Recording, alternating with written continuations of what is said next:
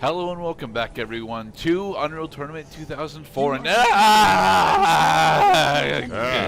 don't sound too disappointed, Mr. Gerdat. I'm not disappointed. I am incensed because, god damn it, we're opening up with Mothership Assault.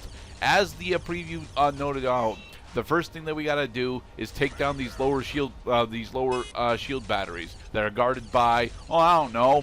Let's see, 8 turrets on the lower end, and let's see, 8 turrets on the upper end as well. Yeah.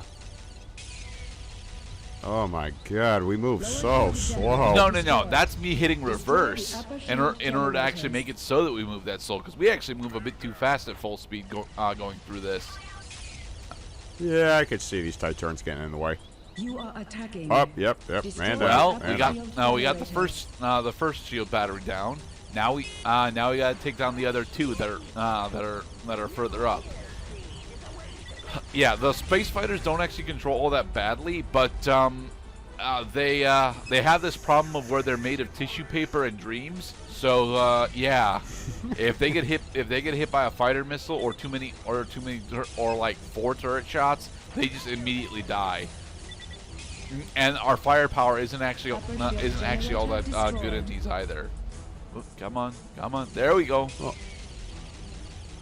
Well, as I recall from episode 4, A New Hope, that there were 8 pilots who had died during the final assault on the Death Star. Okay, so that's all 3 of the shield. That's all 3 of the shield generators. Now we just have to land in the spaceship, in the spaceport, Mr. Cloud. The arrows. Now, how long do you think it's going to take for us to land in the spaceport? The rest of our lives, because as a result of us failing to do this, we will kill ourselves in real life.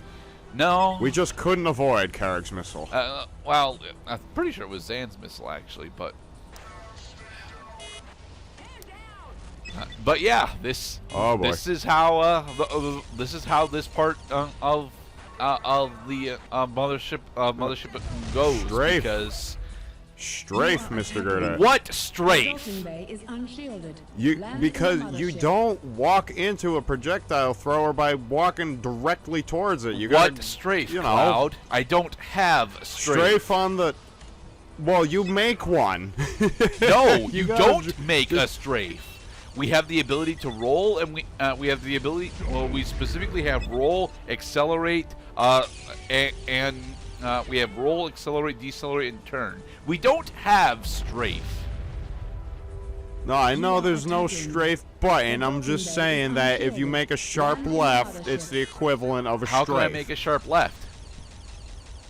You fucking turn the joystick. No, because turning the joystick doesn't actually do a sharp left. Turning the joystick just pivots you in the direction that you are attempting to turn. So a missile lock-on is still going to have been locked onto you by the time it's fired.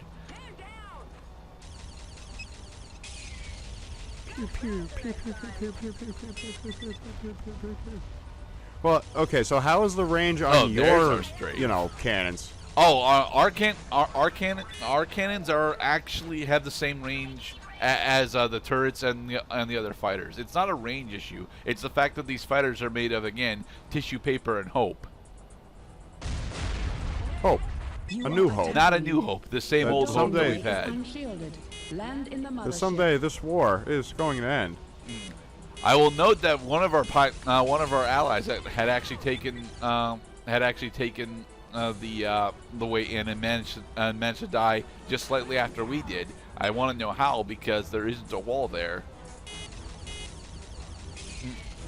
The big thing. Okay, so the big thing that sucks about this is that there isn't a way for the attackers to get over to the landing base safely. There we go. Yes, it took us 2.5 minutes after taking down the shields to land, and we still have more. Well, you gotta destroy the cannons. No, you can't. That's where the range comes in. If your range is equal to theirs and they're hitting you, that means you can hit them. Well, that's the thing. If you the cannons are actually made of hardened steel and miracle juice, effectively. At least compared to the space fighters. Well, I'm just saying that in the history of warfare, June 6, 1945, thousands of soldiers lost their lives because of oncoming gunfire, but they eventually overcame the defense like we did right here. So what we're doing right now, effectively, is we're doing the tactic known as corpse running, where we're trying to get as much damage to the objective as possible without giving a shit about how many lives it takes. This is effectively the storm at Normandy. The thing is, the storm at Normandy was actually much more, much better defended than this was, given the fact that they had long-range artillery cannons in comparison to what these guys have. Yeah, I mean, this is probably after they detonated the minefield. Nah. Both of them are half dead, though, so we're making progress. Yes, progress. You'll notice that this is one of the only times that I actually bothered to use the bio rifle in the entire game. And even here, I'm not actually using it all that well. The whole reason I'm using the bio rifle, though, is because we don't get access to the flat cannon as the attackers. Defenders get access to the flat cannon pretty early on, but as the attackers do not.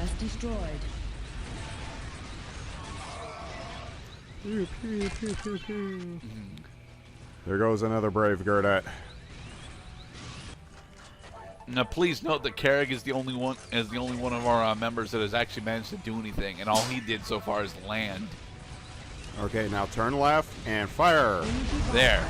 Yeah. Okay, next. That's what I'm talking about. On to the next checkpoint that we still don't actually have a closer spawning point for. From beyond the great. All right, so the next thing to do is to take down these 3 link turrets. Well, actually, these aren't link turrets. These are normal plasma turrets. That's what they are. But the normal plasma turrets are relatively well armored. They get their defensive steroids, and it is after this point that we get our next spawning point. I gotta say that now I am brought back. It wasn't even necessarily an assault mode. It was actually a story mission in Time Splitters 2 called "But Where Do the Batteries Go?" And you had to infiltrate a facility base from outside in the scrapyard and go deep down, but the place is heavily defended by gun turrets that you have to destroy one at a time. But I think you get infinite respawn, so, you know, kind of like how your corpse running here, that you just make incremental progress, of course, by destroying the things that the enemy can't regenerate. We regenerate, but they can't. I don't think the Sentinel specifically can be repaired, but that doesn't mean that other objectives throughout the game cannot be repaired. For example, the Hellbender specifically can in fact be repaired by link guns. So, no, but that was for Junkyard Escape. Hey, look, a rocket launcher, still not a goddamn flat cannon. I also want to clarify that the "But Where Do the Batteries Go" mission does not give you infinite retries. Alright, here's where the link turrets are. These 2 shot you. So, yeah. If you get hit twice by those, you die. Okay, and now there's a big steel barrier between us and it. Fabulous. No, there is not. I mean, it definitely looks that way, but it's not actually a steel barrier. Oh, no, we gotta stand here for a second. Yes, we gotta stand over there for a second. 2.5 seconds that you have to stand on those points, and only living.